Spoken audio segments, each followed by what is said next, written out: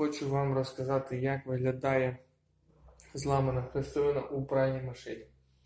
Для прикладу, у нас Bosch Classic 5, в ній зламана хрестовина, можливо, комусь ця інформація стане в пригоді. Ось, відбувається це, коли хрестовина, яка тримає саму корзину, сам барабан, починає розкладатися, відбувається корозія. Одного променю вже немає, він відламався. І зараз ще один вже на підході.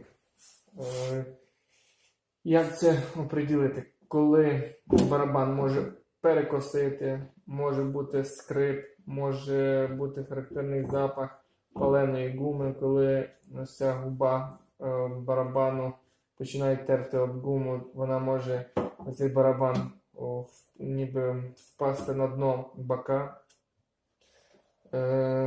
Це говорить, що якийсь із променів вже обламався.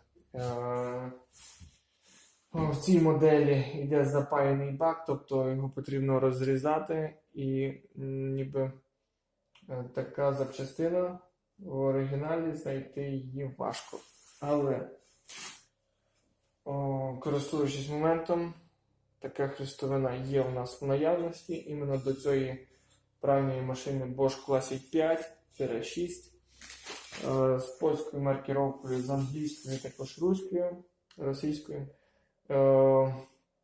Що хочу сказати, даних хрестовин є 3 види для таких машин, тобто різниця полягає в обертах.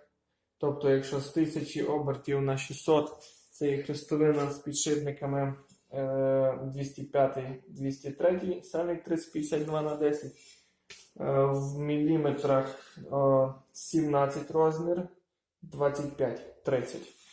І якщо оберти пральної машини йдуть 1400 на 1000 або 800, там може йти хрестовина більша. Ось також у нас є в наявності розміри 35, 30, 25. Є ще ніби виключення. Це коли хрестовина має розміри 20, тобто 204 і 205.